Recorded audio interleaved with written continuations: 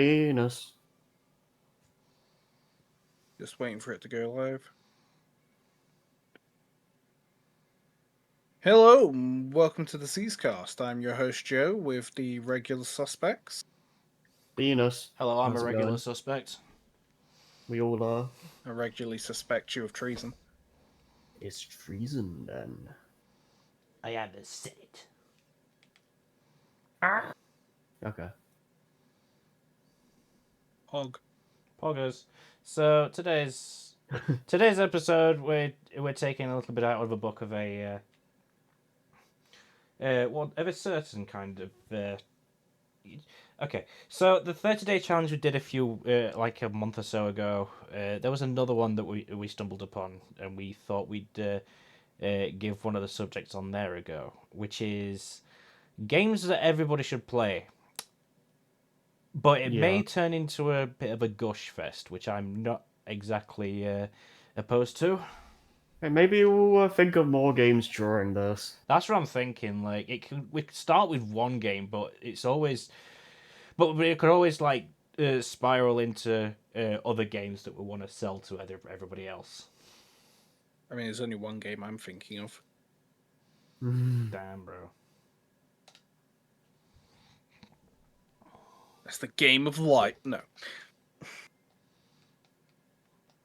But Joe, there are maybe kids watching. Unfortunate. Yeah. Yeah, that's not our problem. They are not my kids.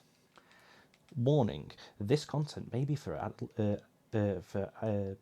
persons aged 18 and upwards. Please proceed with caution. Anyway, does anybody want to go first? Um. I guess I'll go first because mine is probably the one that's gonna have the least to say. So I've got Tetris down. Wait, So wait, Tetris? yeah, Really? it's because this is supposed to be um talking about games that we think everyone should play. The reason I put Tetris down is because it's not, it's not exactly my favorite game or anything. It's not even my favorite puzzle game, but it's one game that literally anyone can play, like even like grandmas and all that can play. It's basically on every console known to man. It's a very simple idea. It doesn't take very long to learn, and I think it's a decent gateway into gaming. Like, you understand the rules, you understand how to play. There's a decent amount of competitive nature to it, and I think it's a good starting point for gaming. I think. I will have you know that my grandmother loves Toho Spell Bubble. I mean, respect. Respect, definitely This respect. is an absolute lie, by the way. Yeah, Yeah, but that's if so, respect. yeah. Well, I like Tetris a fine bit though, but that's kind of why I wanted to go first, and why I said I didn't really have much to say about my game, because it's very simple. You don't really have much to say about Tetris. I mean, to be fair about Tetris, like it was one of the games that I had for my for my original Game Boy, and I can't exactly think of anything bad to say about it. Like Yeah, exactly. it's a simple puzzle game. It's got iconic music, and uh, it's just it's just an inoffensive puzzle game that I think I do agree. I think like everybody should at least give it a try at least once. Like I Yeah. spent a lot of time on it for no particular when I was just like bored. I thought, Tetris, even though I should be training Yeah, it's a every time, even though I should be probably training a Pokemon by that point, I just think, oh, I just fancy some Tetris. yeah, it's a very good time killer. I don't like saying time waster, but it's a good time killer. Like just you want something simple to play. You don't want to think about it too hard. Tetris is never a bad idea. Never. Like, yeah. Anything you can say, Harry, Joe? Tetris single-handedly caused the Cold War. I'm certain if you look deep enough into Metal Gear Solid lore, that is true. Anyway, Yeah, but Yeah. I don't take Metal Gear Solid lore as gospel, bro. probably because it's complete bull. It's all, yeah. It's Hideo Kojima's weirdness. Hideo Kojima is weird. Wow, I had never come across this hot take before. Cough, cough. Bit of a narcissist. Cough, cough. Bit of a narcissist. No, seriously, like, he's a fucking hell of a narcissist. He's great. Anyway, Yeah. kept you waiting, huh? Nah, Tetris is great. I like Tetris. I grew up with Tetris. Tetris killed my father. What? Which version though? Unironically, like which? It was one of the PS1 Tetrises. There was a PS1 Tetris. There's Actually, two. why should I not be surprised? Why am I surprised by that? I'm not. Like, Tetris has been ported to a lot of things. Bro, that's like saying there's Doom on insert console here. Yeah, actually, like, didn't like there wasn't like a recently made one for the Mega Drive that was for it was for the why the fuck did I die there? What, Tetris or Doom? Well, Tetris. They did. I think they released it for the Mega Drive Mini. How am I dying in Green Hill? It's just. I think if you anything you own, it probably has a version of Tetris. To be honest with you. Yeah. Absolutely.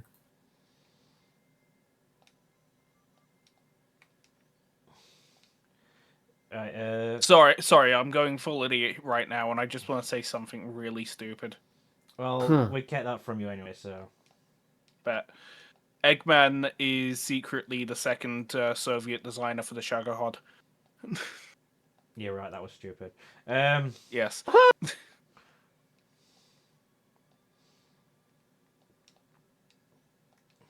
Anything else you'd like to put forward, Harry? Not really. That's about it. It's Tetris. Tetranome go full, line go disappear. If line no go disappear, you bad. Good Yeah. point. No, I don't. I wasn't kidding when I said I don't have much to say about my game. I feel like this. I feel like we're gonna need some more games, to be honest with you. Otherwise, Yeah, this don't stream's worry, I've got this covered. Otherwise, this stream's gonna like go pretty quickly. No, we managed to melt 10 minutes, and we've only got to melt 30. We can do this. Get 10 minutes each. Let's go, and I can go to bed on time.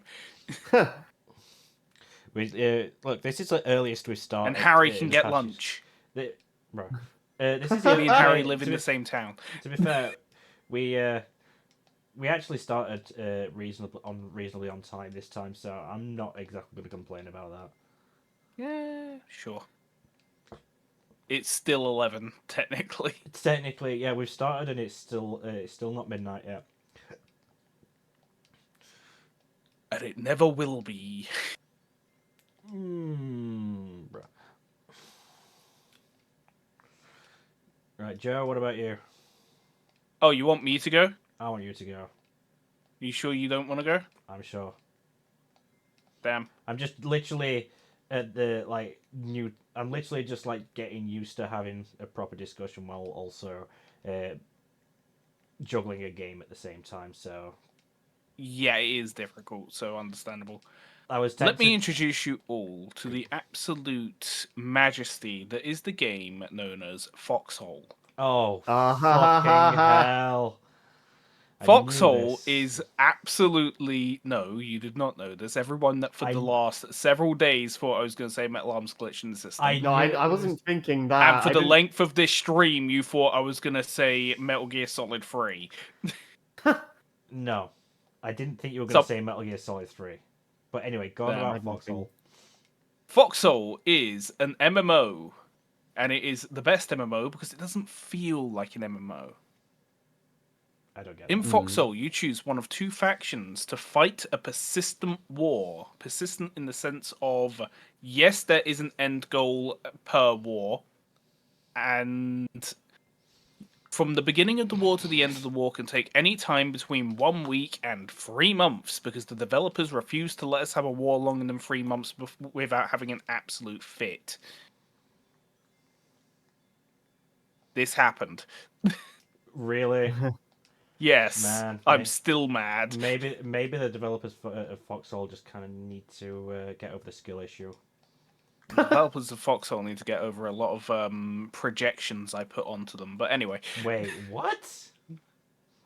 Wait, did you get into a fucking did you get into an online argument with the developers? no, that would imply that I care enough to actually try and contact the developers or post on the Reddit. Damn. Which, if I was the goddamn developers, I would have. I would definitely stay the goddamn hell away from. Uh-oh. Not Joey, get away from him. Okay, so Foxhole has drama, I and it's see. great Yeah, but because it's better than Smash tournament drama. oh God. no. It's better than. Honestly, it is actually just the best drama. That's all I could say. Without getting into it and getting into like a massive rabbit hole about any specific thing. Nah, what? Who said that? Mm. That's the current drama right now, the Lunaire. I will not elaborate. Okay. So the core premise of Foxhole is you in whichever faction you pick versus the other faction of all players. There is no AI in the game other than like automated pillboxes, which are fucking evil. But that's where the Lunaire comes in, but we're not talking about that.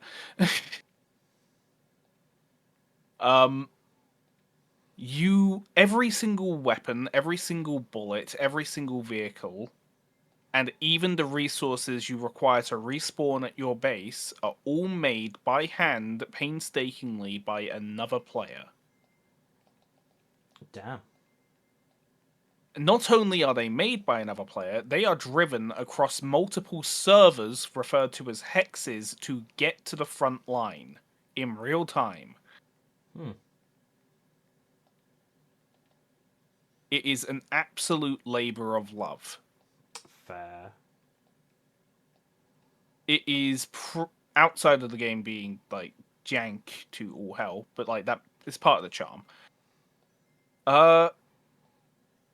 Honestly, it's just something that if you can get into it, and when you do get into it, it can basically take over your life. It is amazing. Mate, I've seen it happen with you. Like when we were on holiday in Cleethorpes, that was the first I heard of it. But you were like, but there was a lot of talk about it when, specifically when we were on our way home from drinking, and we were decided to watch a movie on Netflix. You were still like had that on in the background, talk about Foxhole. Oh yeah, because okay, so that was definitely when I was first into Foxhole, and I was literally dreaming of the global map. Oh, so so it was in your entire personality for about a fucking god knows how long. Yeah, right now it's Implying not my it's- entire personality, it's just part of me. Fair.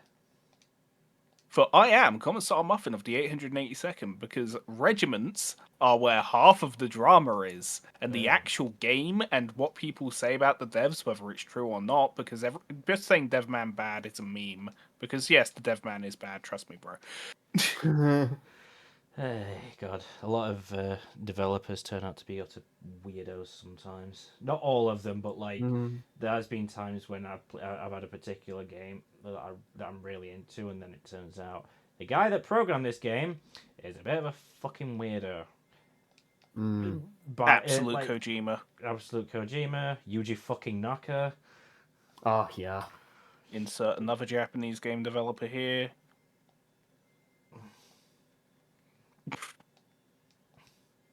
I mean, you listed two. You might as well list a third. I don't know any other Japanese developer that turned out to be a complete weirdo, but that's usually Western developers' job. Anyway, seeing as this is where the conversation is going, the drama doesn't come from anything that anyone has done unless it's like regiment side drama. So the actual players. However, the players have opinions about the devs and their decisions in their game. players always. This is kind of justified because we have an asymmetric war game, right? Yes. But the lead art designer plays one of the factions specifically. Okay. So that faction gets more time and energy put into having new material and new equipment built because he's constantly designing new 3D models and concept art for new stuff for them.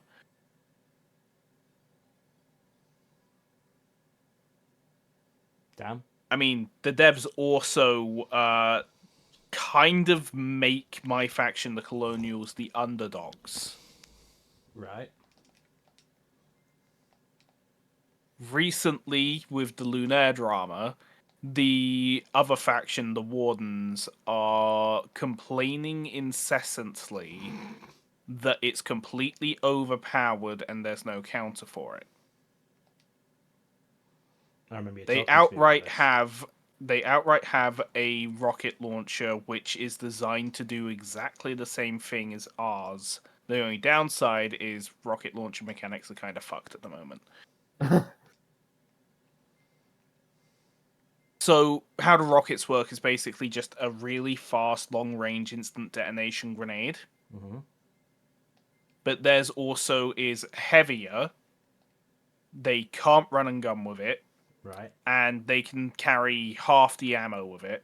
And the Colonials get a special uniform that allows them to carry double the ammunition. At the same weight, by the way.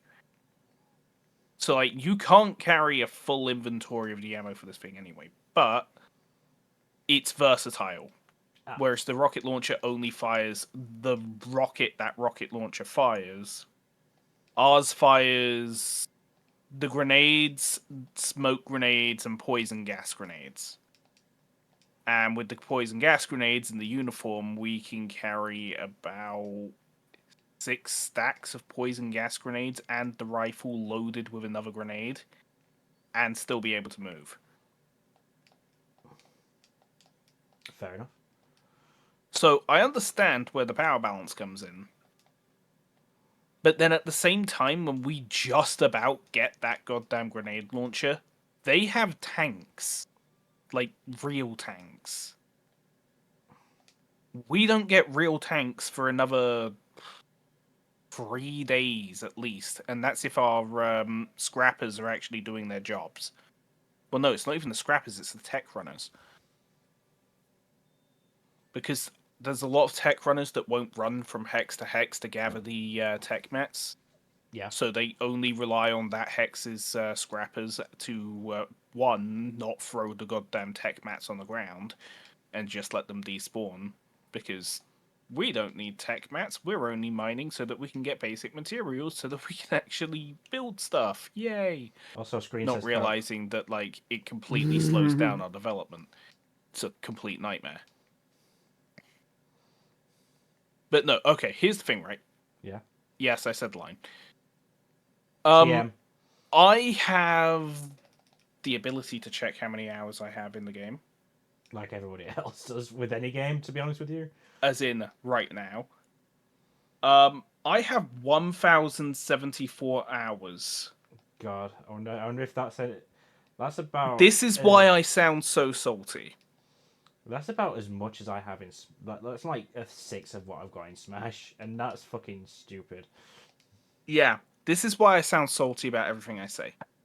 I love the game, but I have dumped almost 1,100 hours of my life into it. I want it to be better, and I want people to stop bitching about asymmetric warfare being asymmetric.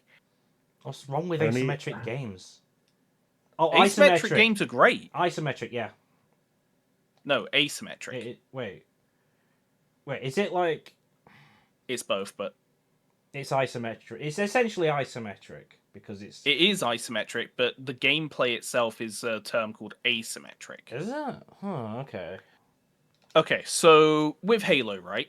You got 2 teams of 4 in the arena. There's weapons in the arena that you all have equal distance and capability of grabbing to give you the edge. You all spawn with your pistol and your assault rifle. Mm-hmm. You all have the same health. That's symmetric. Oh, so it's like you don't have equal access to everything. Asymmetric. The Colonials have the Colonial hardware. We have the Colonial tanks. We have the Colonial guns. The Wardens have the Warden tanks and the Warden guns. We are never explicitly fighting on the same level playing field. I see. Oh crap, Scrappy if- came in. If the Wardens have built a mega bunker and we can't push it, we're shit out of luck. And that's part of the charm. It's also what the Lunaire's for. Fair. It takes a shit ton of manpower, a shit ton of luck, and a shit ton of just brute forcing your way through a problem. Got it. And sometimes there is a way to get around it. Sometimes you can use a small team to have like the massive assault force distract the front of the bunker, and you can get a small team around and starve. Like you can real time like Stalingrad a place, just starve it. Make sure no materials can get in, no matter what. Damn. Like sieges happen on my server, Charlie. There is a siege happening right now, as of recording. Oh wow. Hence something. I was holding off a line of infantry charging into our walled city with a anti-tank rifle, and it was effective until I died. Oof. They organized an infantry grenade rush to deal with one guy in the middle of the road with a goddamn mounted anti-tank rifle. That's so funny, actually. Like, they had to literally throw the fucking whole weight at you. They had to throw a whole goddamn infantry wave with gas grenades, frag grenades. Someone tried to throw an anti-tank grenade. That guy was an idiot. It wasn't going to do shit. What the fuck was that? Scrappy. No, I think it was Jason. Jason! Goose? Oh yeah. Another amazing part about this game Yes. is that the local voice can be heard by both factions. Oh, you've told me about this. And They brought it back. It was gone for a while. It was broken. They did bring it back. Isn't this what people use to just like blast music through when they're fucking coming through? Yes. That's funny. Stealing a truck, mic spamming through a goddamn soundboard for the Thomas the Tank Engine theme, and just blockade running into an enemy base just so you can basically distract all of the infantry, run over as many guys as you like, and then immediately die because like the base's defenses are shooting you, the enemy are shooting you, you're in a truck. And the mechanics as written, if you get out of a vehicle, your weapon is unequipped. You must re-equip your weapon, which takes time.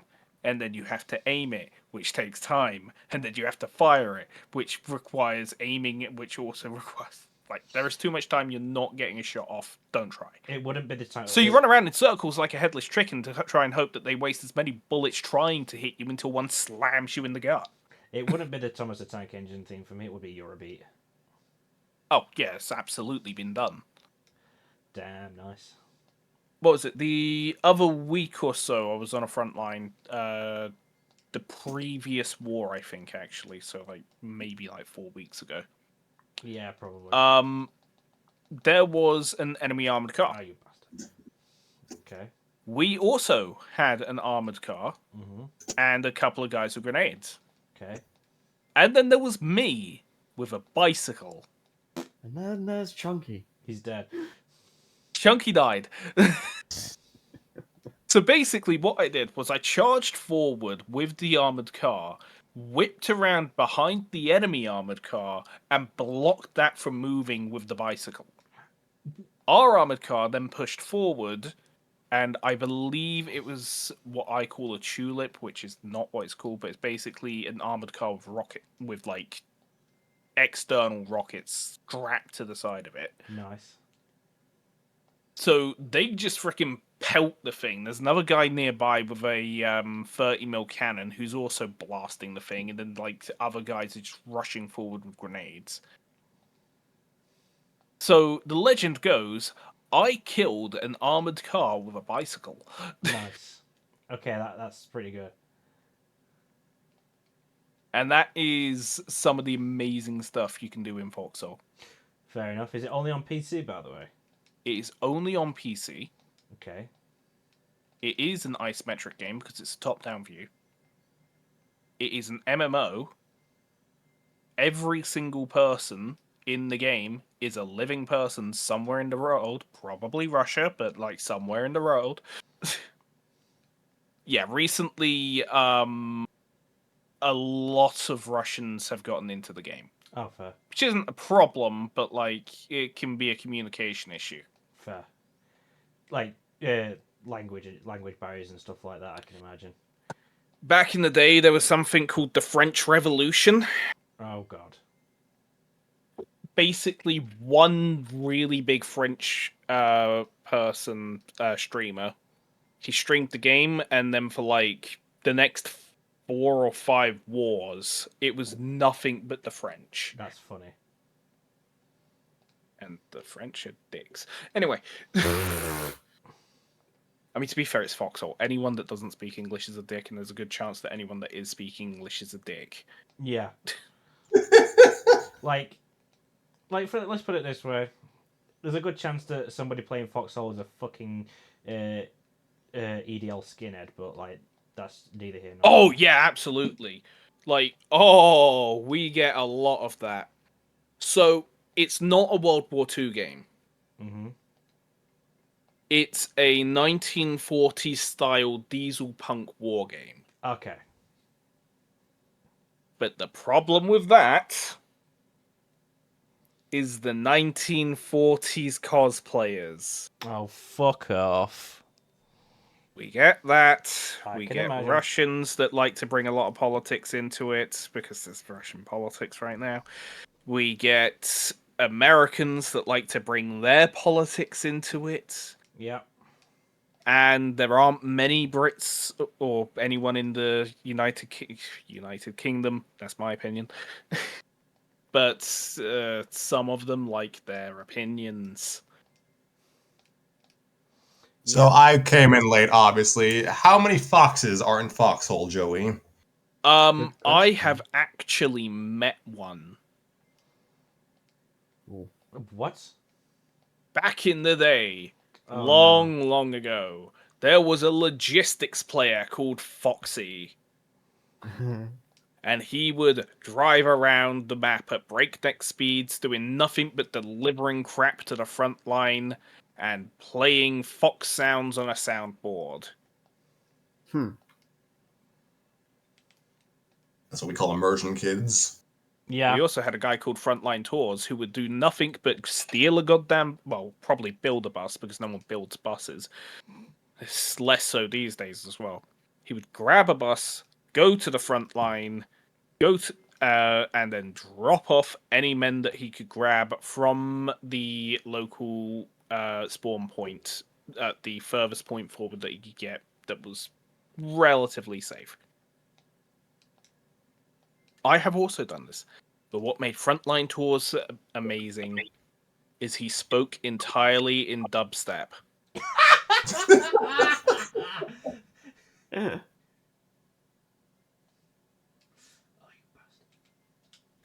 And obviously I have no footage of it because I could not stream and upload that without immediate copyright strike. Damn. Oh. And I think he was already getting tired of the game and his whole shtick by the time that I started streaming the game in 2020. The game has technically been in development since 2017. I've also technically owned the game since 2017. I did not actually properly start playing the game until 2020. Fair.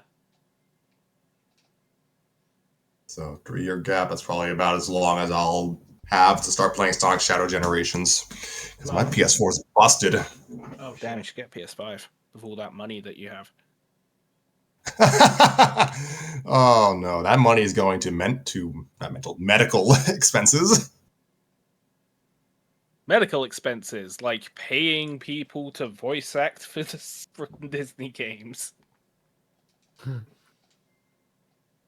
That's the medical expenses of your recovery after getting people to voice act for the...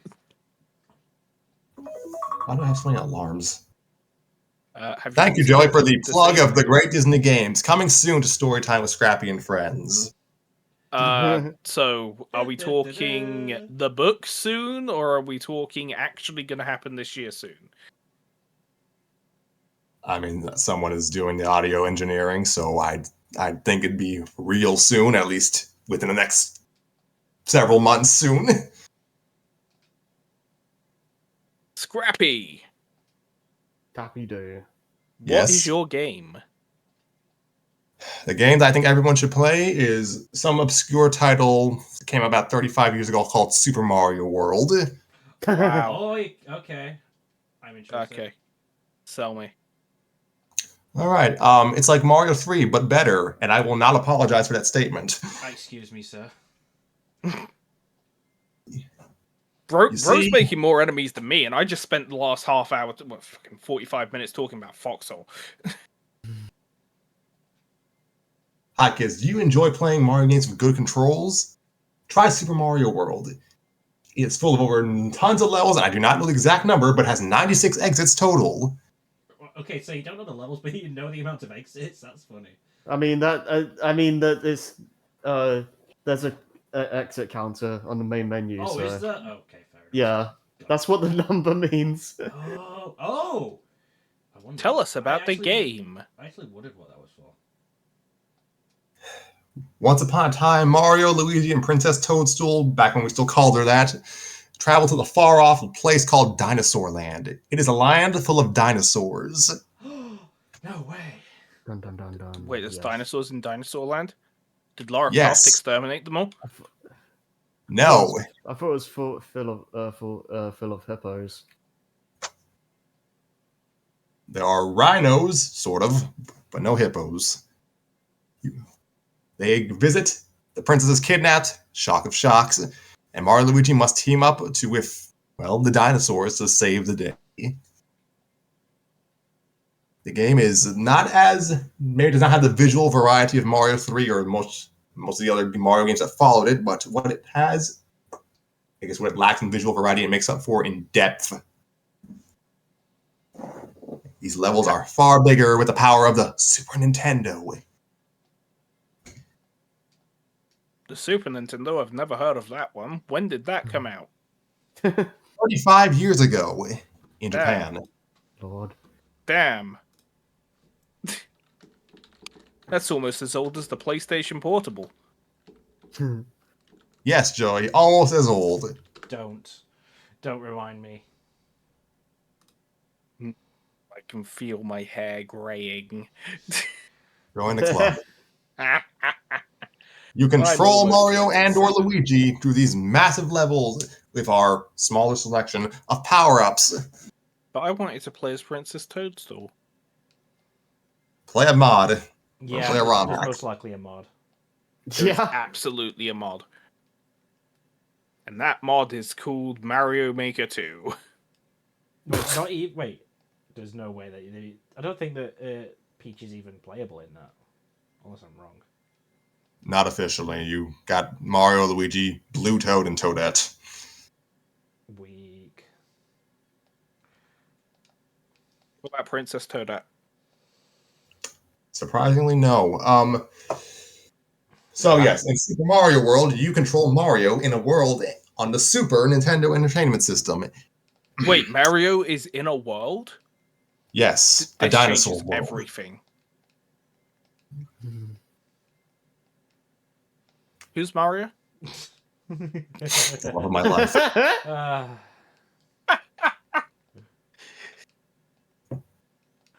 This is sounding more and more like an infomercial every fucking second. Wow, what does it do? Which isn't a bad thing, to be fair. This is funny as fuck. Super Mario, speaking somewhat seriously, Super Mario World is a game that is, bluntly, you have to try it for yourself to truly understand. It's a game that is. Yes, you have to understand, you have to play it to understand the vision.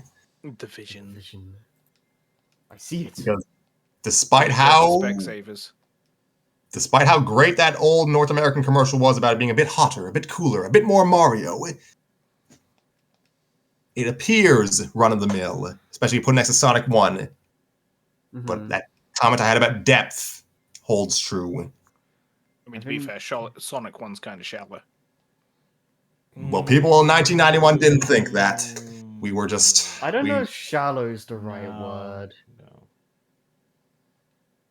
Compared to Mario World, it's feature bare. That is fair. That's a fair... I think that's a fair enough. Yeah, I think, But- yeah, it's like... I mean the problem is that you're comparing like a fourth mainline game to a first. It's like, Yeah, good point. This is like... or unless you Sonic- if Sonic if 1 you want to count is- both. Yeah, Sorry, go on first. You first. I was gonna say unless you want to count both versions of Mario 2. Lost Levels would be the only one that's applicable because the other one isn't actually a Mario game; it's a Mario texture pack. I mean, you're not wrong. Genuinely, you're not wrong. It's a I'm Mario not text- revisiting Don't Panic at this moment. Like, Okay. to be fair, like it's a texture pack that got more popular than the old game itself. Wait, what? Doki, Sounds Run like that by me. Minecraft. Run that by me again. I'm talking about like Mario 2 with the fact that it kind of I'm talking about the like US version where it was a reskin of Doki Doki Panic. Because, Oh, that's what you mean. Yeah. Okay, I thought you meant Lost Levels being more popular than Mario 1. It's like, what? No, Oh no. just no. I not even Gamers in the 80s were Kaizo scene. masochists, but they weren't crazy. I refuse. Not even in the Kaizo scene. Like people complain about fucking Hollow Knight Silk Song. Christ Almighty. Hey, I suck at that game, but I'm not complaining about it. Oh no, you're not. It's just the people who were. It's just I the have also been complainers who stuck on spawn- the second boss for 3 days. Wait, the Bell Beast? You're still Yeah. you're still stuck. I haven't played it today. Imagine playing modern games. Skill song. Haha. It is Skill Skill Song. song. No, Hollow Knight skill check. Okay. Skill checks. Hey, I got through half of Elden Ring. Congratulations. Like no snark, just congratulations. I'm just really struggling in the lava castle, and haven't touched that in a year. Speaking of lava castles, Super Mario World features 8 castles. Actually, yes, Wow. 8 castles and multiple fortresses. Some of them have lava in them. 8 whole castles? That's like 7 more castles than I've ever seen. That's not even true. I live in England. I was gonna say, like, have you ever been on an English heritage trip, bro? Yes. The same. To be fair, I've seen more manor houses than I've seen castles. Okay, fair. Oh god, there we go. The castle levels have an utterly... They have a mood to their themes. Yeah. they're all The the same. design is solid, and when you get to the end of those levels, you may face boss battles, and some of those battles are good. Some of them, yeah, but not a lot of them, though. But, yeah. Mario has good bosses? What world am I living in? Sometimes he does. Mario World, Joe. Sometimes. Super Sometimes he Mario World. does. It's a blast from the past. Sometimes he's doing a lot of fucking heavy lifting right now. Yeah. But, yeah, no, boss fights are not 2D Mario's strong suit usually. No, I'll just they're say not. that much. Yeah. Boss fights aren't 3D Mario strong suit. I would argue against that. Like, I think 64's is pretty weak, but I think they get better after that. 64 makes me weak, Harry. Goodness. What, Like, weakening I knees? think the bosses in like the Sunshine or the Galaxy games or Odyssey, I think all of those are pretty solid all around. Like, To be not fair, most 64-year-olds are weak in the knees, so... yeah. Oof, bro. Oh, yeah. Oof. Wow. The word unk echoes through the air. Unk. Unk still got it. Mario World was, yes, at least in the Western press, was often compared usually negatively to Sonic the Hedgehog 1. Goodness. Super Sonic the Nice. Hedgehog. because Sega had blast processing. It was Mario like a thing of the time. Like it was like Sonic was like the cool new thing, and like Mario's like, oh, Mario's like this old like kind of platformer. Like we've seen this before. This ain't special. Like Okay, let's not go Mario's into a whole conversation about the differences between the SNES and the no, I'm not. Super I'm just saying of the machine. like the consumer mindset at the time. The consumer mindset at the time is which one had the best power word that was going to define the next 10 years. I mean, yeah, but And Super maybe not won. consumer. Well, maybe I never owned either system, so You're I'm old not sure if enough. it's so much a consumer mindset. I guess more so the advertiser mindset. But yeah. Keep in that mind was that like didn't the work in the 90s when they tried to sell the 3DO, but it also doesn't help that the 3DO was also the cost of a goddamn mortgage at the time. You should not be alive, Lewis. Oh, did you see the thing when I got I- hit I- and then ended up on the seesaw? yeah. Yeah. What do you mean Lewis shouldn't be alive? Have you met me? I mean, it's talking about in the game, bro. Oh, it's the only way you can live the absolute terror and horror that is my life. So edgy, bro. So Edge. so anyway. Mario World was considered, yeah, I guess it was your grandpa's platformer because again, no one saw the vision back in the early '90s. because a lot of there's a lot of fucking things that you could say they didn't see the vision in the early 90s. Mind you, you I could prefer also to not say things that they didn't see coming in the early 90s because that would get me in a lot of trouble.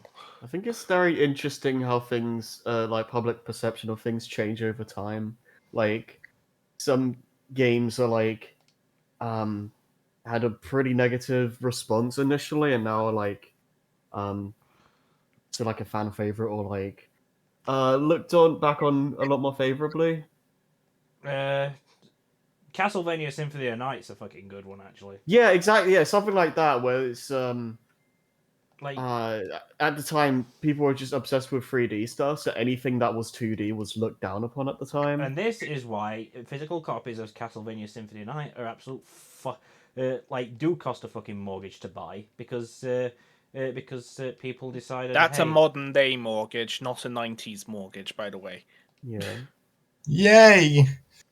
because there's that. I was thinking. Mega Man X4 and 5 I think had the same thing as well. Because I was looking for a copy of that game and like ages ago, and it's like eBay is gonna fucking fleece me. eBay. Yeah. DJ. The like something like Wind Waker and Twilight Princess also just had like a massive shift in opinion over the years. Amazing So- how hindsight's 2020 when you can actually look back on a game that people really didn't vibe with at the time, and it turns Yeah. out I to be a thought cult hindsight classic. was 57. Thank you, Joe, for that helpful comment. Mm. But He it's- got the joke. He just wants to ignore it. I do want to ignore it because I'm trying in the middle of saying something. Lol. But like, what was it now? Fuck. But yeah, it's like, oh, we want realism. We want this dark, cool, edgy game, and it's like, fucking shut the fuck up. That thing's gonna age better than your realistic game in a few years. And Yeah. that is actually rung true with a lot of other realistic games that people thinks cutting edge. But the problem with being with trying to be cutting edge is that it's got more fucking chance of aging better than the things that actually came before. Name a game that came out in the 2010s that aged well. Oh, Original that Super depends. Colors. Runners in general. okay. That I was going to say 2010? no, in the 2010s in general.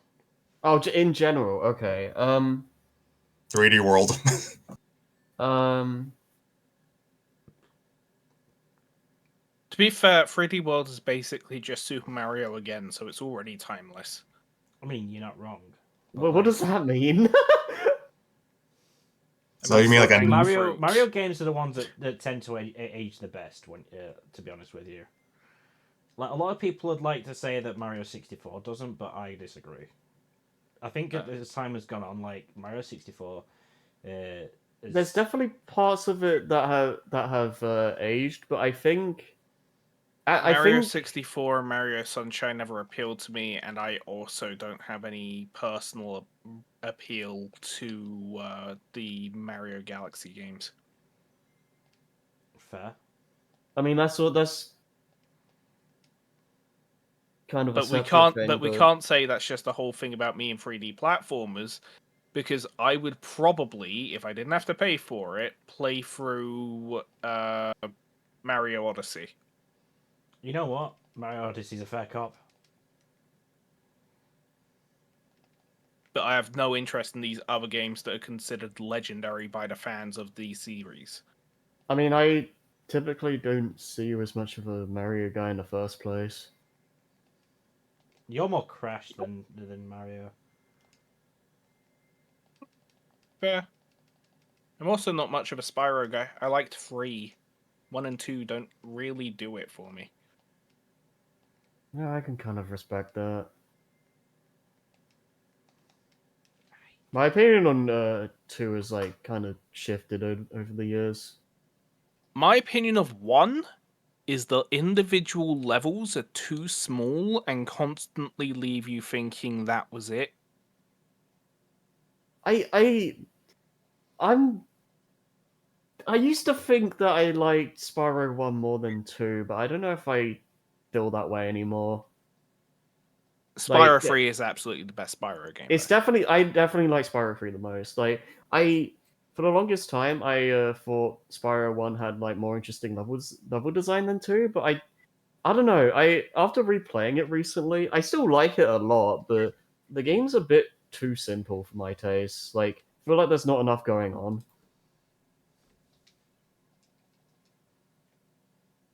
Wait, which Spyro game? Spyro 1? Spyro 1, yeah. I mean, So anyway, Super Mario World available on the Yeah. SNES Classic. I think you know I what? never owned that. It's a classic, but I still prefer 3. I mean, 3's pretty good, to be fair. To be fair, there is a reason why Mario 3 and Mario World are often like debated on which one's better because they are like very very good in their own right. I prefer World just because I prefer what it's going for, but um, 3's arguably a stronger step forward from like the previous entry than Mario World is in some respects. Because like the glow up between Mario 1 to Mario 3 is massive.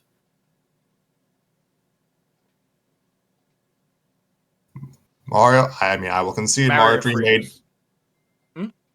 I will concede Mario 3 made bigger leaps, but I think Mario World is just a more refined product. I won't deny that. It's just I will agree. Yeah, I definitely agree with that.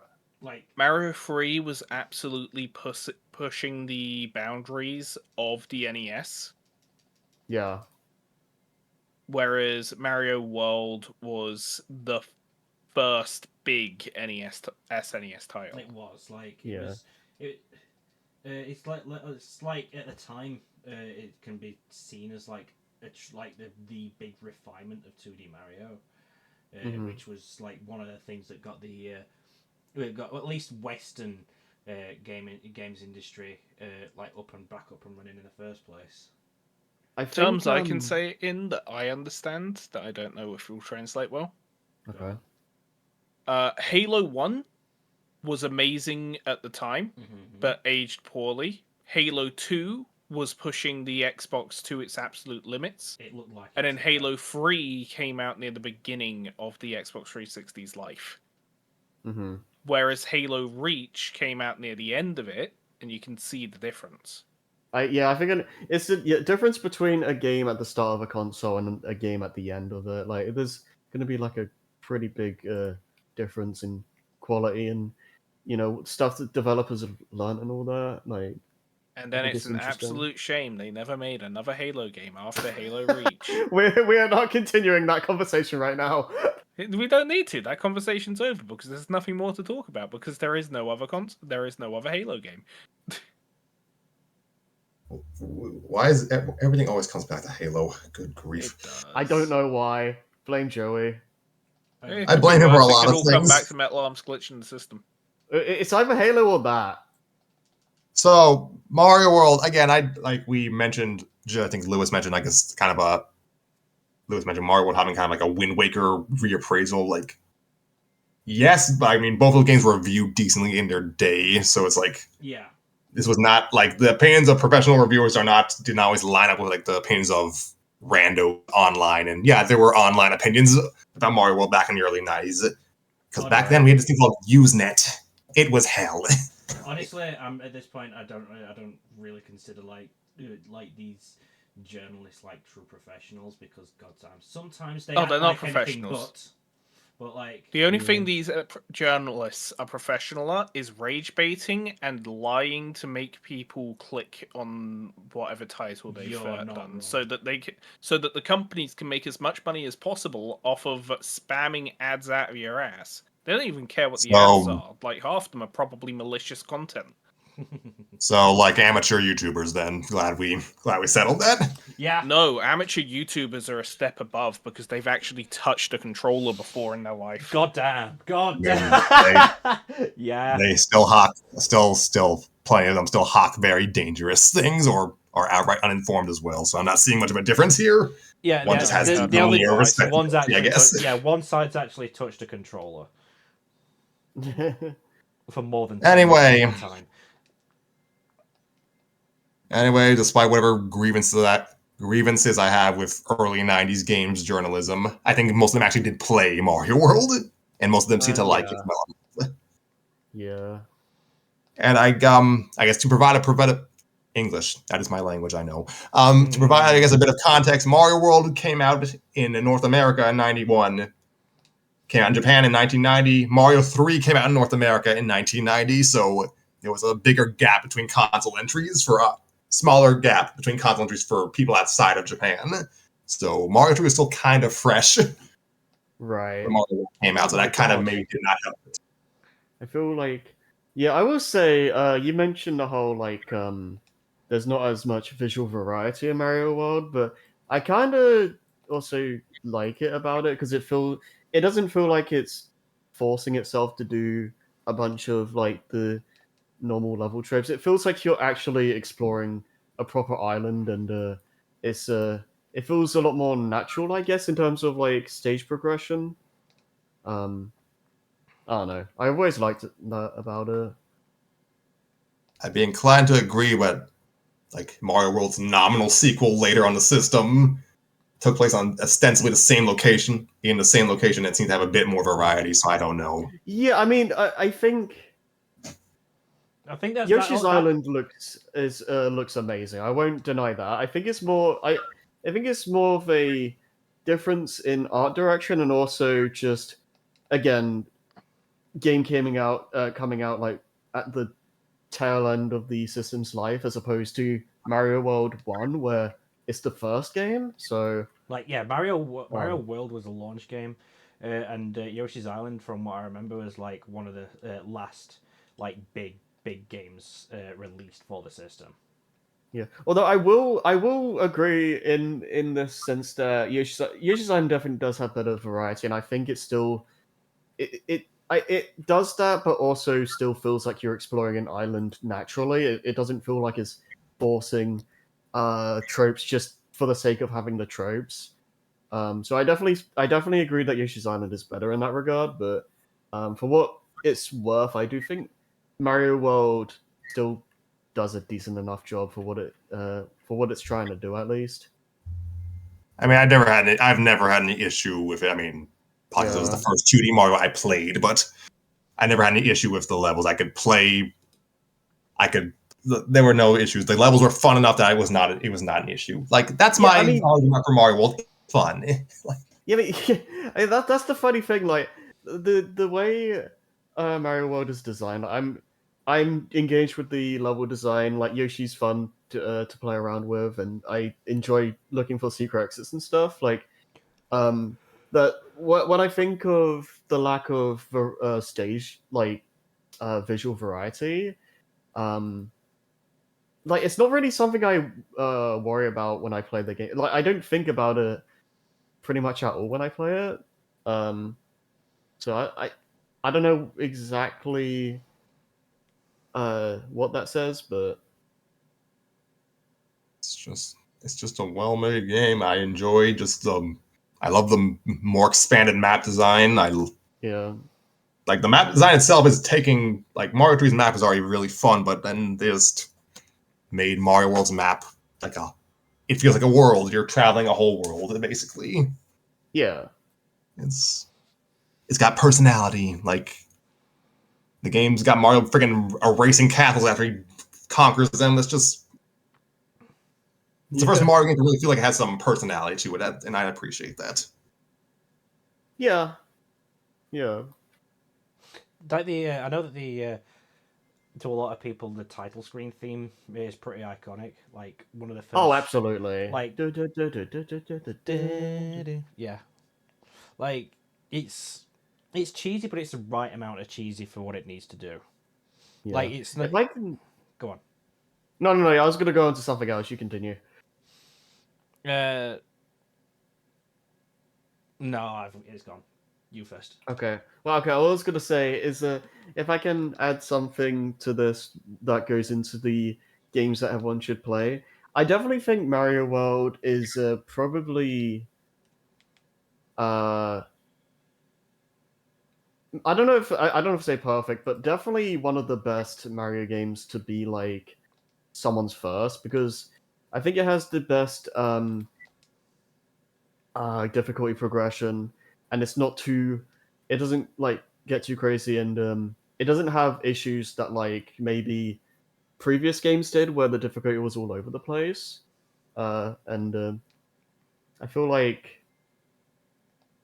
it's a something that most people can like get to grips with, and get through most of the game fine, and it'll be I can see it being like a good like first platformer, first game, first anything really.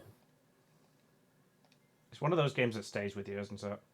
Yeah, like the game gets hard later on, but like yeah, the game can get hard, but I feel like it's more of a natural progression compared to like, especially something like Mario 3 where the difficulty fluctuates a lot. So, I don't know. Yes, I think I more or less took the words more or less out of my mouth and made them coherent. So thank you. Yeah, it just does enough to Mario World just does a lot of things well. Some games do it better than it, but it is just a very consistently enjoyable Mario game. Very few lows, a good deal of highs. Yeah, that's I a know good a way lot of of putting people. it. I know a lot of content creators have called it the quintessential 2D platformer, and it's like I have to agree. I have to agree in a lot of respects because like I think there's not many 2D platformers that like that can be like put forward like that, but like Yeah. especially since like I know I always like rave about indie games and how much they're fucking great, but like I do admit that a lot of them can feel samey, and sometimes it does take a bit to be able to like rummage through and see what's actually worth your time when there's so many there. Yeah. Yeah. I think the other thing uh about Mario World I want to say is that I think it's if you want to like try and get into 2D platformers, or if you want to get into Mario, or like either one or both, I think Mario World is definitely a good starting point. And if you do if you do end up liking that, then your world's your oyster at that point. Like you have a lot of choice. There's a shit ton of choice, and it's like there's loads of cheap ones on the eShop, which there's a lot that I can actually recommend. Especially if you really like what was it? Especially if you really like Mario World. Yeah. It's there's so much choice and so many styles in that particular genre. So you know you're definitely not going to be starved for choice. Oh, you're not. I think I briefly touched upon it. Yeah, the power up selection it's nerfed compared to Mario 3. That's like hilarious. But yeah.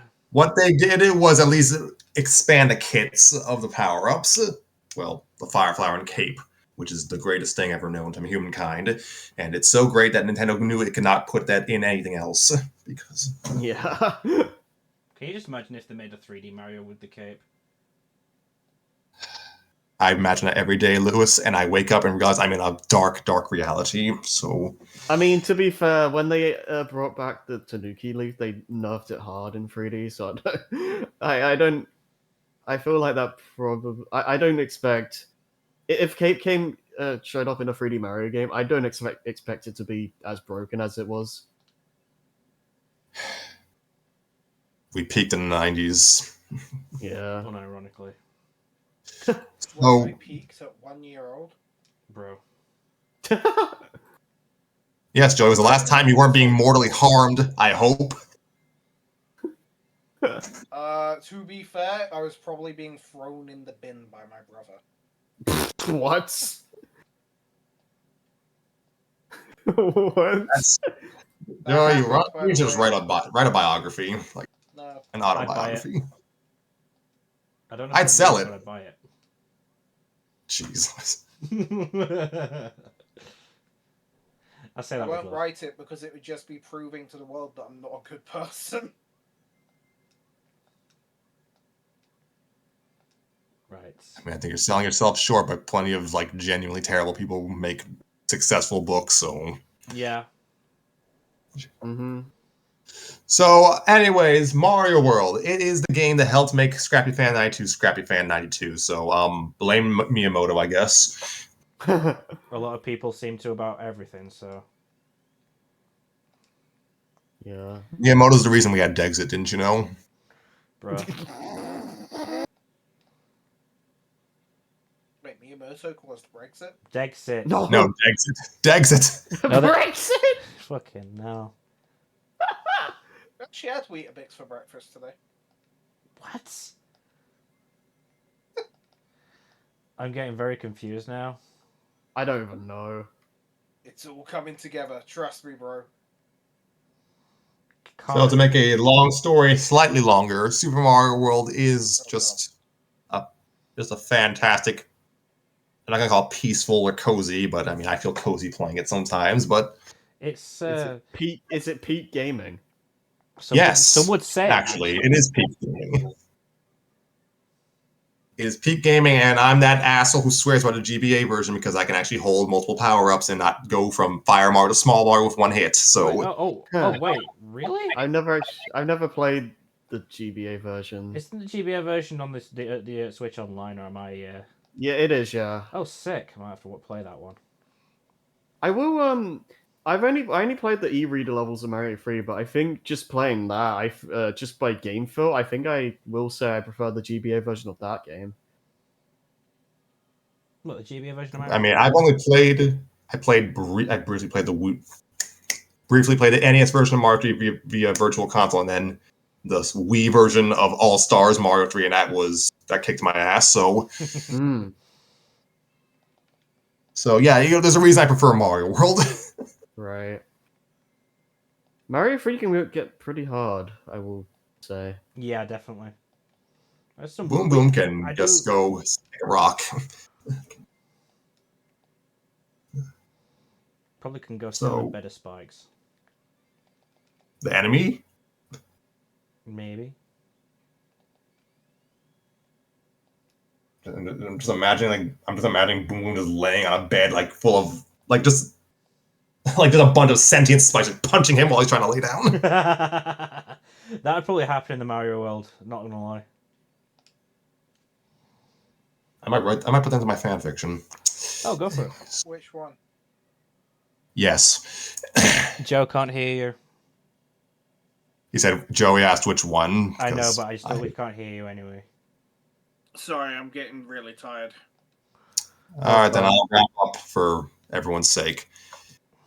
Guys, if you didn't notice, I'm the only North American here. And this is why I hate doing these late. I mean, to be fair, we started a lot earlier this time. Yeah, true. So yeah, Super Mario World. It is It is one of the games of all time. Make of that what you will. Fair. And you know what? It came out around the same time as F-Zero, so I think that's important. Oh yeah, like a double whammy of them to like the Super Nintendo got off to a really strong start.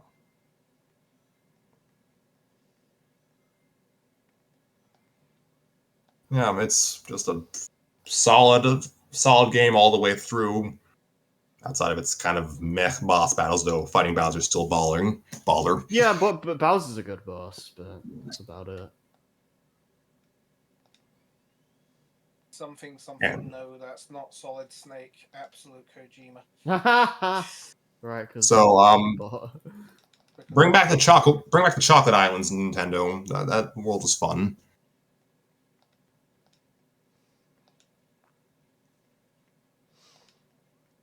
And it's yeah, like there's like two versions of Mario World on like available for Switch Online subscribers. So like anybody that's got sponsored by Nintendo. Yeah. Oh, we will never be sponsored. Not with that attitude. Okay, just to provide, I guess, a disclaimer for those who are interested in one or more versions. GBA version, well, lacks the alternating co-op of the console version. As far as I know, I'm not sure. I don't think it has the alternating co-op, unfortunately, but you do have access to a mechanically distinct Luigi. You can switch to at any time. His traction is piss poor. His jump is comparatively better. His sprite is unique, or at least taken from All Stars Mario World. Go nuts. The audio quality is GBA tier. GBA wow, is his own actually tier. got someone in chat. Sorry, I couldn't hear you, Joey. I said, oh damn, we've actually got someone in chat. Hello, person in chat. Hi, Jordy Brown. So anyway, back to talking. Mario is a bit more durable in the GBA version because they actually adhere to the Mario 3 style of hit points instead of just the Mario 1 style. So that's automatically a point in its favor for me because I'm a wuss.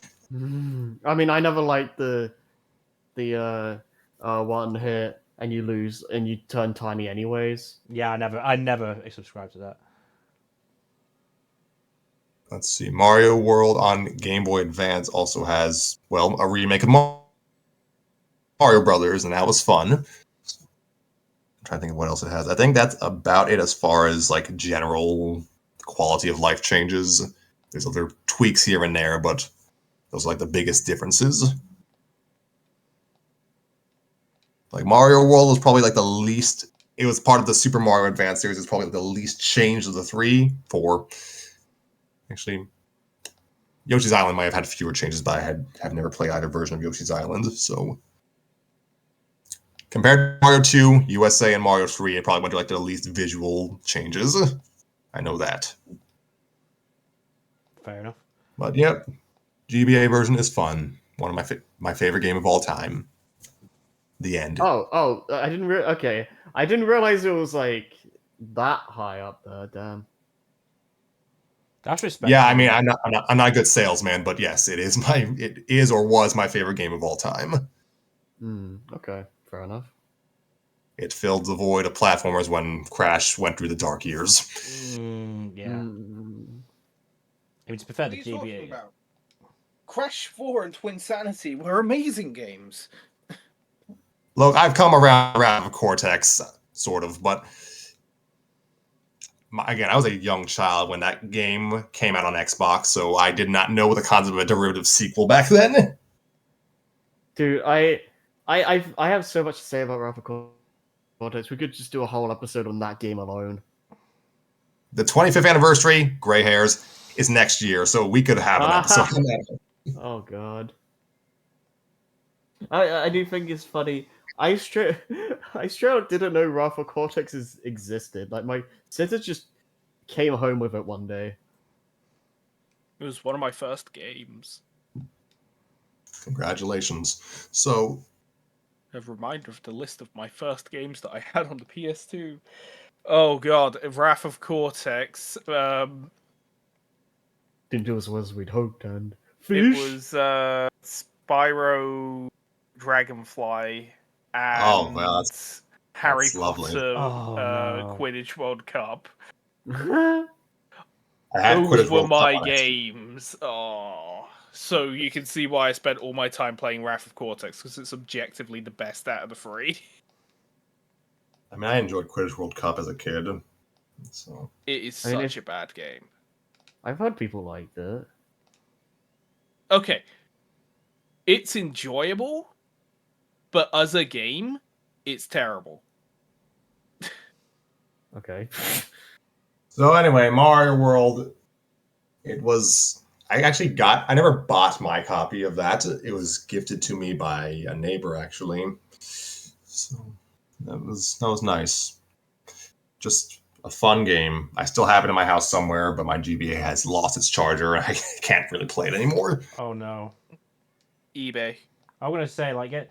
I don't even have. I have a Switch. Oh wait. Are you talking about your SP Your or like Switch an can't original play a GBA? GBA game, It can. The Switch has the GBA online.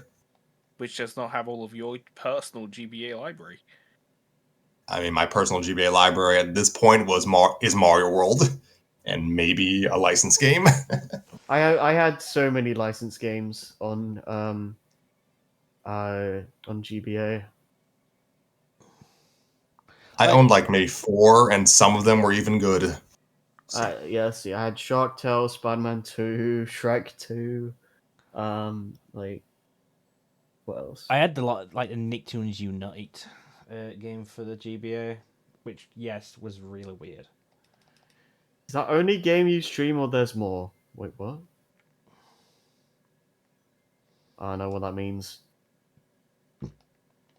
Oh no, we stream a lot of other games, but a lot of the games. Some of them are even good. I don't know. I don't know what Lewis is streaming, so I'm not. That's not making a judgment call what he's streaming got right some- He's now. playing Just- Bubsy 3D now. No, that would be funnier. Get me out. There we go. But no, there was a no. We've got Sonic CD on at the moment, but yeah. Yeah, we don't typically talk. The what's being shown in the on the screen itself is basically just meant to be like Background. visual, background noise for the viewer. Like it's not really meant to be the topic of discussion. It would have been. Maybe next time we'll try and coordinate that. But Mm. I highly doubt we'll ever coordinate it. The amount of prep required, just nah. Namely because we do like absolute minimal prep for this. I mean, it works. So to say we don't like prep is minimal. We managed to get some shit done for it being minimal. To be fair, so also I hate this. I mean, I'm fine if we just want to stream Mario World in perpetuity. But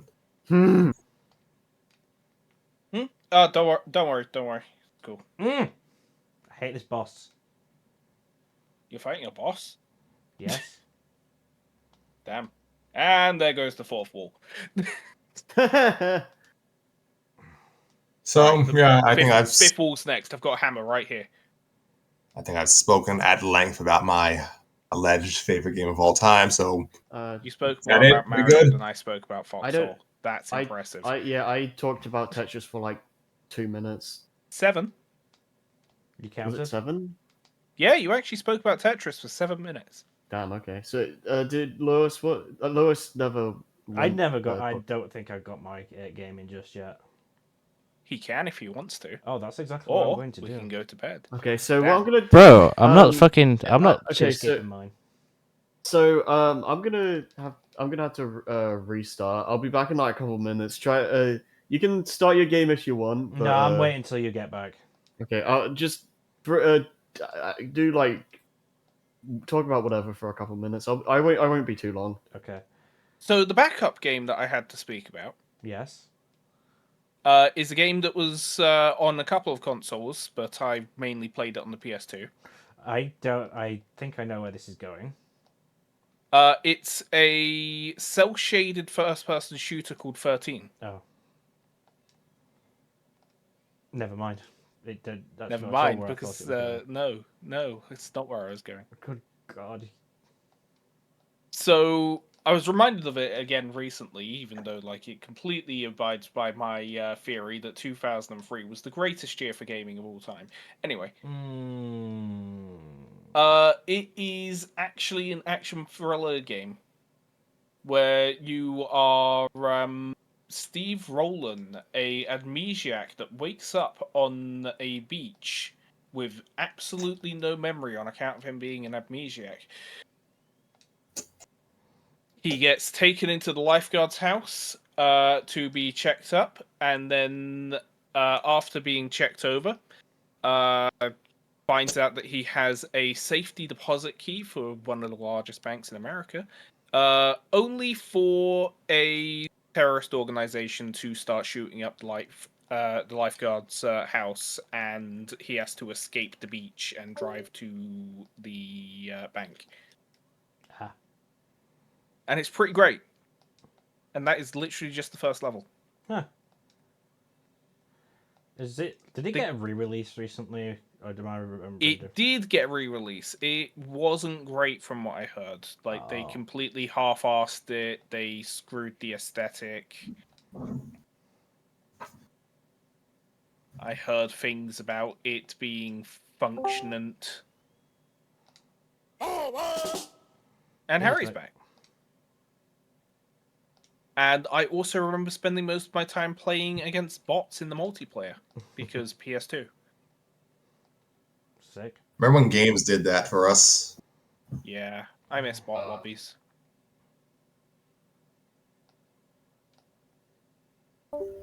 If I remember correctly, Call of Duty is like the only game that still has bot lobbies. Oh.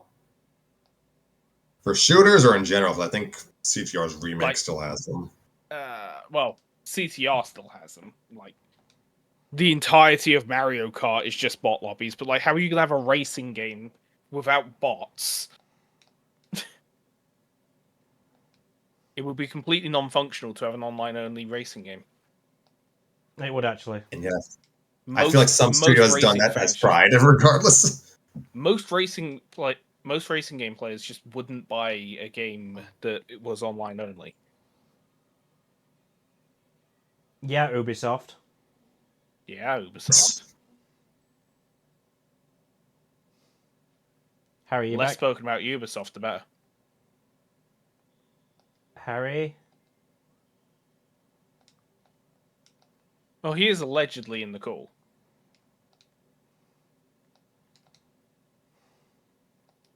And he's gone. And he's back. Harry, you there?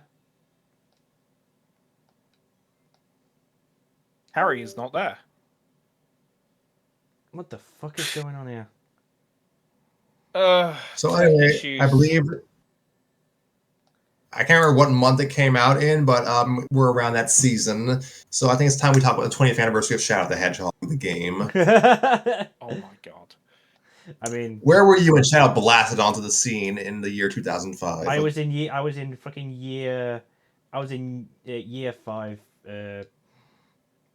I was in year 5 primary school.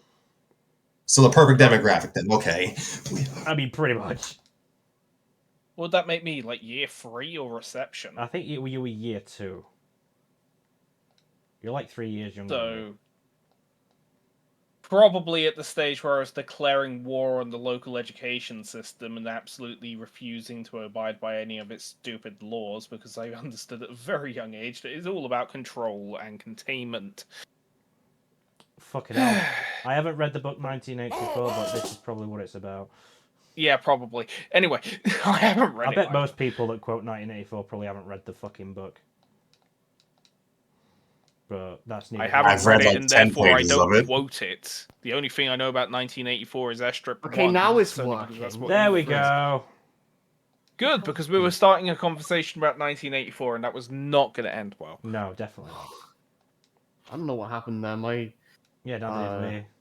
just the headset decided to not exist. Have you considered spending another £300 on a new gaming headset? Or get a microphone like me and Joe. Oh, yeah. Well, like Consider buying me a new laptop, Harrison. Actually, yeah, Harry, buy Scrappy a new laptop.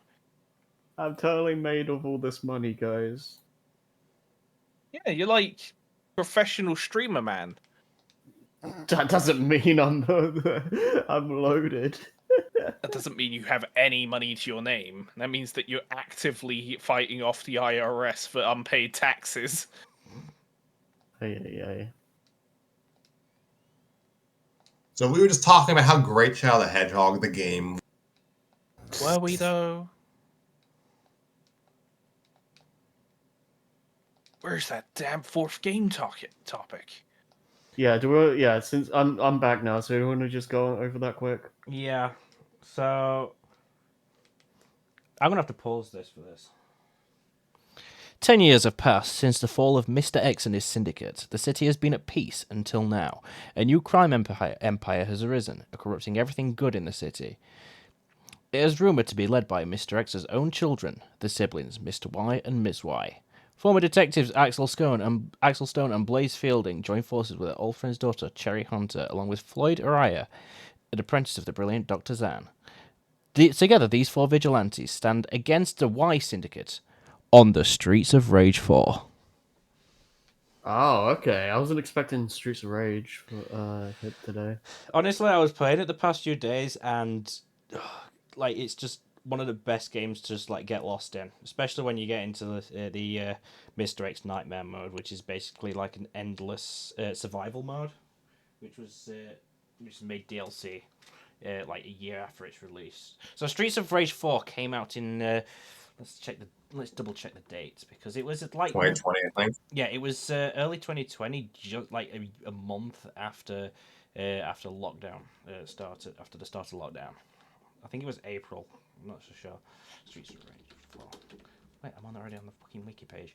Yep, April 30th, 2020, and by apparently they were having issues getting the game finished. It's all because of COVID. So the fact that the game actually came out and did so damn well is a pretty good accomplishment all by itself. But it's a beat 'em up game that's available on pretty much every modern platform out right now.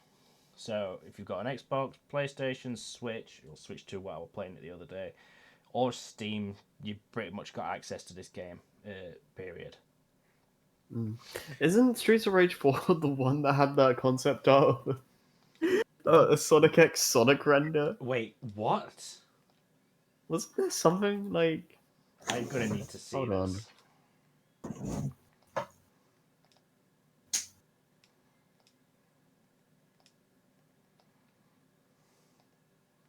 Yeah, I think... Yeah, it's just this image. Let me just post in podcast topics, I guess. Like, it's just that. What in the hell? That's a real thing. That's. Oh my god! They actually just literally stuck a Sonic X render on some concept art. Is that official? I'm pretty sure it is. That's Yeah. so funny.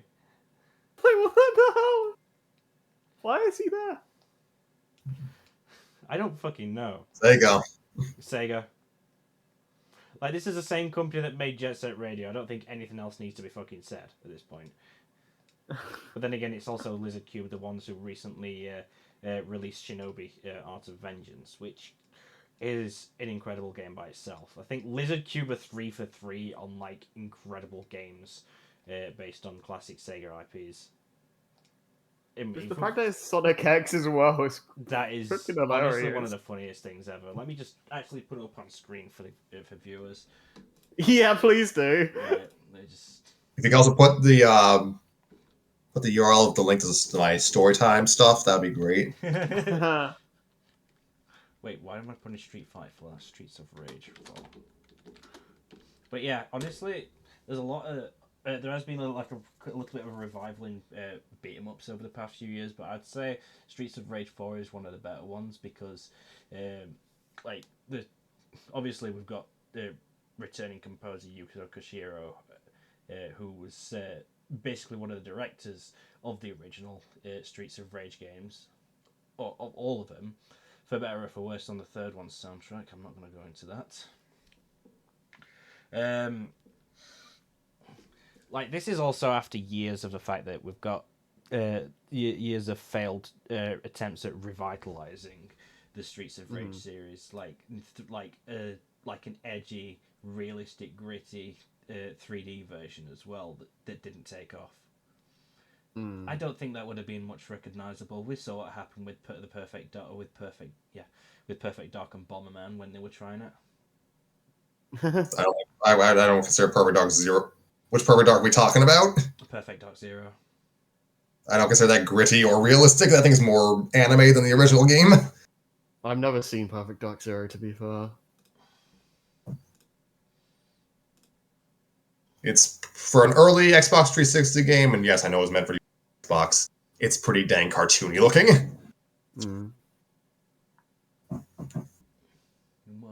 What was I thinking of? It was okay. I was definitely thinking of Bomberman Zero.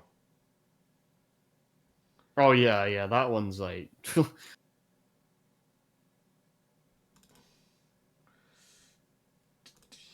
The thing about Act Zero is actually it's probably close to the original concept of Bomberman from like the very earliest. I'm just going to throw this in this corner right now. I'm going to leave it there for the rest of the thing. But I don't know how much I've got to say about this game, but the fact, but beat 'em ups are basically one of the more like addictive game genres to get into, and you can get lost for hours just like doing. It's one of those games where you have a challenge, you try to get through it, and then you just like, oh, I want to give it another shot, and then another, and then another. That's basically Mr. X and Nightmare. Yeah, That's definitely very arcade feeling.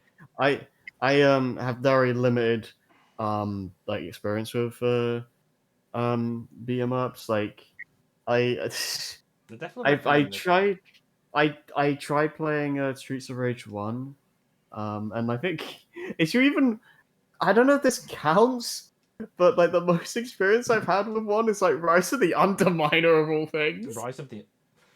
Oh wow. I had that on DS. It's definitely beat 'em up adjacent. I mean, we have got a new Streets of Rage like 3D game coming out soon, but like, but what Lizard Cube and Guard Crush Games were able to do, like, it's just unbelievable. And the fact that a lot of people were like discounting it before it even came out, saying, "Oh, it's not going to be great. The art style is crap." No, the art style is great. Lizard Cube's art style is so good. It's like. Well, they did Wonder Boy the Dragon's Trap as well, which was almost going to be my game before I decided on Streets of Rage. But we get all these cat. Hmm? Sorry, go on. No, you go first. Go on. We get all these beat 'em up revivals. How have we not gotten a sequel to Castle Crashers yet? Castle Crash is True. getting DLC. Is it? That's what I've heard. Hmm. I know that it's Color me had, surprised. I know that it's had workshop support in recent times on Steam. But that's beside the point. I do want to play Castle Crashers at some point though. I never played that game, but I remember when it was like everywhere. Newgrounds art style though, just chef's kiss. True. If you don't know now, you know. But like, and then for the Mr. X DLC, Mr. X Nightmare DLC, they brought in T-Lopes to compose some more tracks, and I'd say there's some of T-Lopes' best. Not even joking. That's even factoring in Sonic Mania.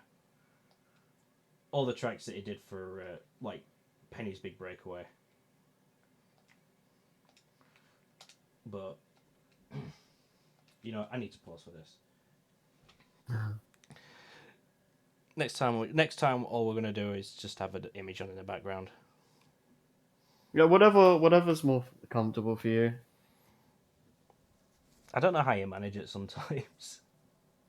There's a reason why I usually do stuff like Horror Warriors, so I don't have to think. Yeah. Next time I'm gonna do something like that myself. Maybe I'll actually get Hyrule Warriors just to fucking have just to have something mindless in the background. Yeah, like I kind of can't play like a platformer during this because it's like it just doesn't work. I'll bet. But yeah, like I was saying, like I wouldn't. This segment isn't going to be as extensive as Scrappy's or against Joey's. But like, all Yeah, I they can went pretty in depth. they did. Uh, but off the top of my head, the only thing I can really say is if you really like beat 'em ups and like retro style games or arcade games, definitely give Streets of Rage 4 a try because it's definitely one of the best that's on any modern platform right now. To be honest with you. Yeah, you could just make the next episode just a Sonic X thing right there. Oh my god. You know what? That's a shout. That is a definite shout. Actually, you know what? Fuck this.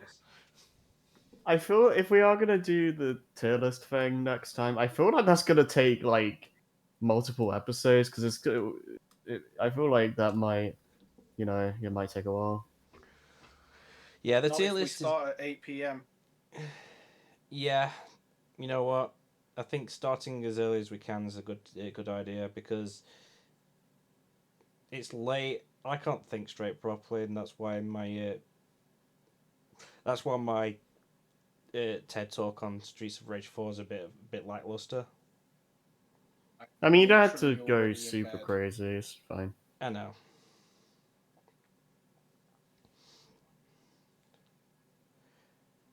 I think it's one of those things about beat 'em ups is they're easy to get into as well, but you do have to kind of get. Absolutely, But yeah. you kind of do have to get good at like crowd control, because otherwise, if you don't, like enemies will overwhelm you pretty fucking quickly.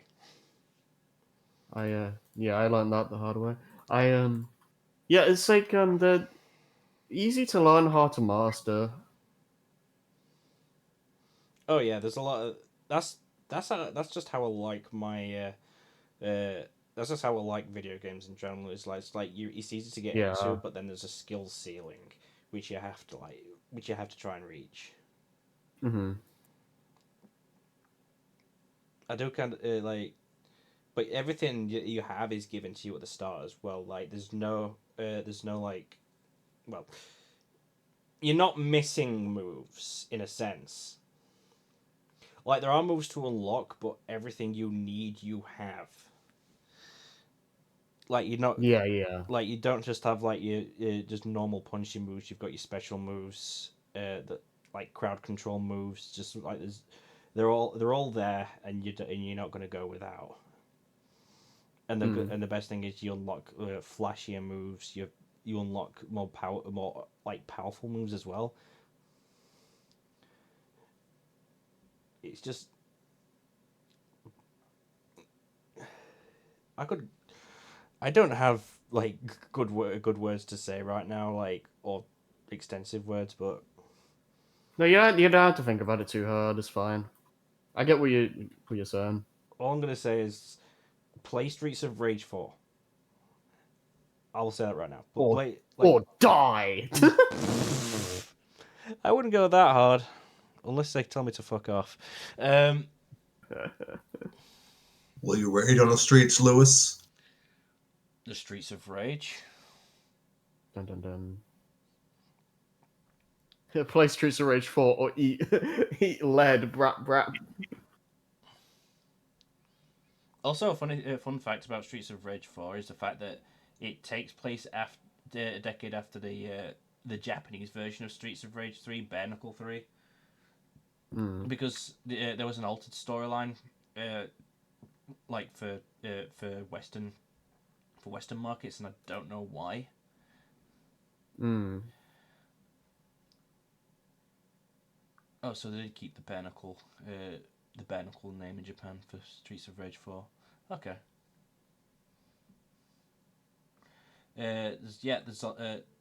You got a combo and score system as well. Wall bouncers, which you can use to combo. Like pretty much one of the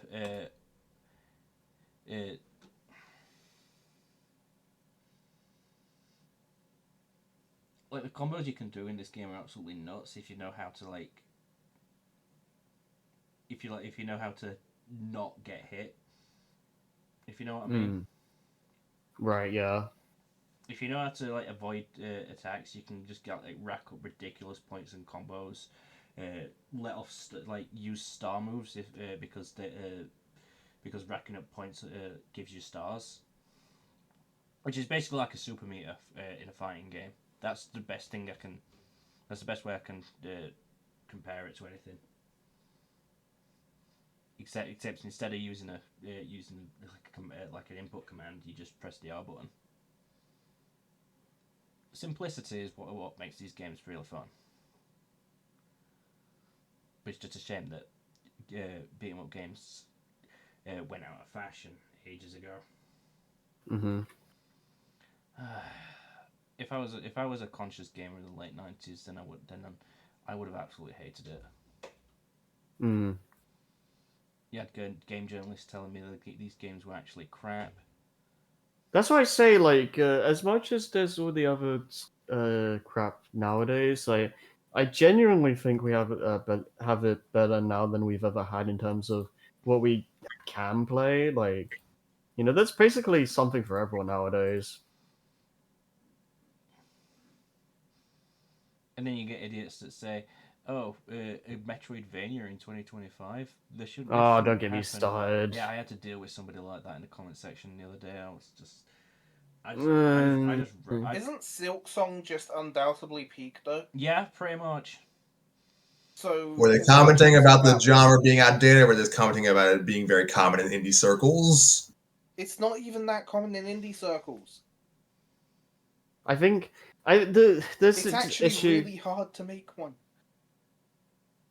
It's like there's just this mindset some people have where it's like, oh, if it's a 2D game, that means it must not be worth full price, or it's not like a big deal or whatever. I'm gonna have a field day if Jeff Keighley if Jeff Keighley's Game Awards has Silksong as Game of the Year. I'm gonna be rubbing it in people's faces. That would be What? very funny. Silksong's Game of the Year, but it's not first person, doesn't have an assault rifle, and a boring ass story about freaking lukewarm takes on modern politics. Honestly, I would literally just I will go full petty if Silksong gets Game of the Year. I don't care.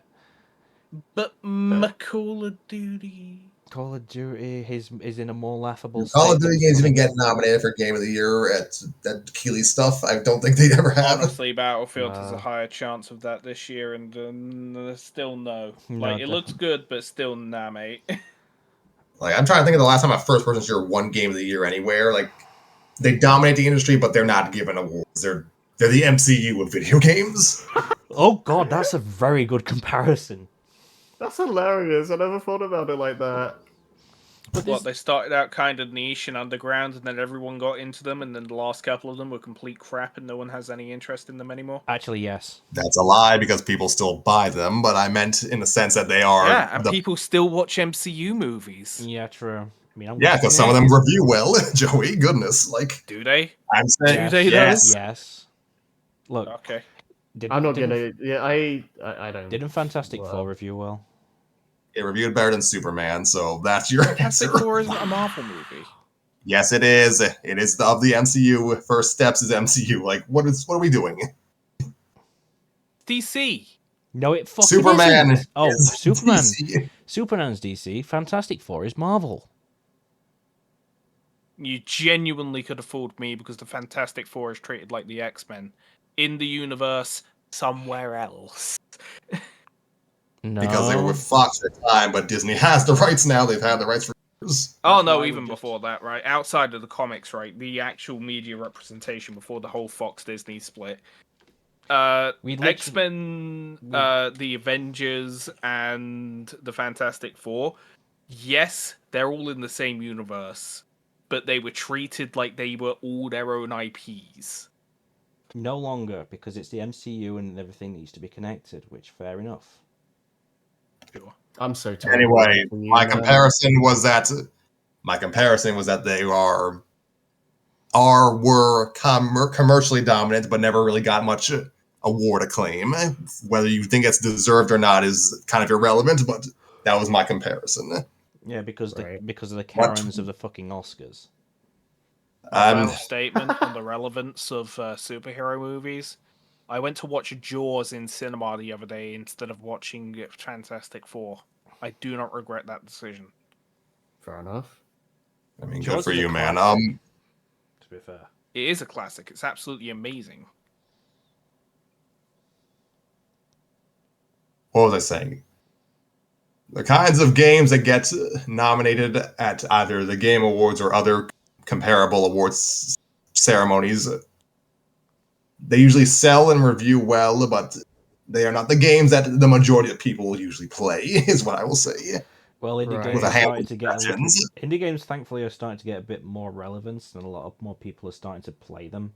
Especially considering the fact that we got Balatro as a Game of the Year contender last year, which is Oh, that's ridiculous. I don't agree with that. why Bellatro's great, but it's not game of the year. It's not a game of the year contender. it is. It really isn't. It really is. See, this is what I'm getting at. What It is- qualifies No, qualifies as Game of the Year or Best Picture is so subjective. Yeah, you can't really. It's kind of like it depends on the person. I think. Like, Balatro as a game is empty. I mean, I like it, but it is empty. How? It's I mean, literally. It does what it fucking needs to. It does what it says on the tin. It does what it's advertised. I don't think that Okay, what- that scope has what- anything okay, to do with it. remind me. Okay, remind me. What kind of game is Balatro again? It's a roguelike Poker on crack. Yeah, it's basically a huge like a roguelike poker game that I still have trouble getting into because poker games and card games in general just aren't my thing. But like a lot Fair of enough. a lot of people still play it. It's there was a huge uproar about it when Peggy tried to put an 18 rating on it because gambling or something like something stupid shit like that. But like it's does what it needs to. It's a game that functions exactly how it was intended to, and nobody can really ask for it to be anything more than that. It doesn't need to be anything more than that because let's put it this way: it's a game that should be reviewed by the things it does, not the things it isn't. Yeah, I think that's the thing with stuff. Like, you can't judge it on something that it's not trying to be, because I don't think that's fair. Balatro, I see it as like a 6 out of 10 game. I mean, that's fine. Like, I you like the can have- game. I play it. Like, I can boot it up any moment and have a great time with it. But it's still a 6 out of 10. On today's Well, Joe Takes. What are we talking about again? Gambling.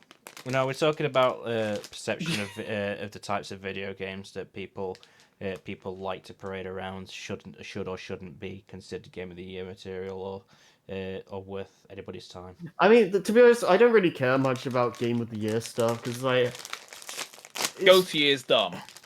everyone's gonna have different opinions on that. Like, it doesn't really mean anything to me. Goatee should only matter if every single vote was basically made as a people's choice vote. Yeah. I care more, to be honest. Like I There still should- there care. I shouldn't be still a house or a committee. I still sort of like tune in every year to the Game Awards because it's just fun and there's decent announcements. For fuck's sake, we had it with Carney Sometimes last year. sometimes like there's like fun stuff in it, but I mean, there are a lot less Ubisoft E3 these days. Well, less Ubisoft is good. So in some Anyone that was ways- there knows what I mean. But like the Game Awards, the first couple of years was basically just the same sort of energy that Ubisoft brought to their E3 conferences. I will say this about Game of the Year. I think nowadays it feels like the closest equivalent we have to an E3 now. Like It's video game Oscars. that's what it literally is, but like it's the closest thing vibe wise I think we have to an E3, because like was it Oh, Summer no, Game it's Fest? September. It's actually coming soon, isn't it? It's later this month, isn't it? No, it's So December. December. Yeah, it's later this month. Shut the fuck up. Peak dyslexia. Like, Bro's gonna give me an I know aneurysm before Summer the end of the year. Fucking hell. Summer Game Don't Fest worry, is I've weird got to the me gun. because like it's meant to be the E3 replacement, but it also doesn't feel like it. I don't know. I don't think there should be any true E3 replacement, to be honest, especially when we come at a time where a lot of companies just do their own showcases, which Yeah. is fair. Like, E3 was great for what it was, but it was also a time where Nintendo Directs weren't Oh. like as mainstream as they are now. PlayStation Yeah. didn't have State of Play. We didn't have the the Xbox showcase. Whoever tunes into them. hmm And it's a shame, but I think E3 it was good while it lasted, but I think it was a lot of Yeah. people. I think even before like lockdown and stuff like that, a lot of people were just starting to lose interest, especially like I said, Nintendo Directs. Once people started realizing they could do anything similar like that, then it is what it is. It's really funny because I remember when directs started happening, like when they were like really early on, and it was like they weren't great. They were in the very early stages, and everyone was like, "Oh, I want like Nintendo to make actual conferences again. Like this is garbage. Like I hate this." And then like come like years later, like everyone's doing it, and like no one really cares about these big conferences anymore, really. So it's kind of funny how things change. It was literally the translation of why are we in this meeting that could be an email? And then they started formatting everything as a Yeah. video email, and everyone was like, Actually. "Yeah." Yeah, because like the thing is, like, I don't know, I still miss the conferences. I do miss the conferences, but like I do to a degree, but I kind of like how quick the stuff is now. Usually, like, I kind of want it. I kind of want it to just get to the point. I do enjoy like the I'd like if weird they stuff, had both but though. So they had like the full Yeah. conference. They show that first and live, and Yeah. then after the conference is finished, a scheduled upload, which is basically just a bullet points of everything they spoke about in the conference, I mean that's with the video clips of the actual games. And that could possibly work. I mean, we could Because do a whole that E3 sort of video at some point. that sort of just like covers everything. I feel like E3 That's- could be turned into its own podcast. I won't lie to you. True. E3 what was a Joey is podcast. describing sounds like, to a degree, sounds like a Nintendo Direct plus like a more prestigious treehouse segment, I guess. I would like there to be more fun segments again. Yeah, Like, yeah, we don't get to see the yearly Xbox car. I actually unironically miss that. I unironically miss that. Wow, yeah. Wasn't Like, one there year, was- it was literally like a life-size Mini Cooper made of Lego because of the Lego DLC for Forza Horizons. That was fun. I like the pageantry was overblown, but I do kind of miss it. It went over when they went overboard, and it was glorious. The whole point was basically have a marching band on crack for video games. Yeah, basically. Like the So a marching band for video games. like the oh, what did they have? Like an orchestrated opening for Sony E3 2016, which led into that, which I thought was fantastic. It was just fun. So Anyway, yeah, E3 deserves its own video. E3 is It going really to have does. its own. I think we could do that next time. Actually, we could honestly next time could be the gushing over what E3 used to be video. you know what? That'd I'm be- perfectly yeah. down with that. I'm down for that. Actually, yeah. Awesome. Anyway, So anyway, I'm this gonna- is dragging on, and I'm- we all I want to think go this to is bed. a good point. Oh yeah, I think we And we've covered basically our had two normal topics topics. today. We covered our normal topics, and we kind of just rambled went on on. to Kept other. going. Yeah, so yeah, this is a good place But I to want start. to keep going to bed. Anyway, So Yeah, we thanks can for stop watching, there. guys. This has been the SEESCast. I've been your host, Joe, as much This the host as I tend to be. as we've covered, play Tetris, play Foxhole if you want to, play Please play Foxhole. I need more members in my regiment. play Super Mario Charlie is a World, real war. Play Streets of Rage 4. and play Streets of Rage 4. And if you don't play Play these Shadow the games, Hedgehog.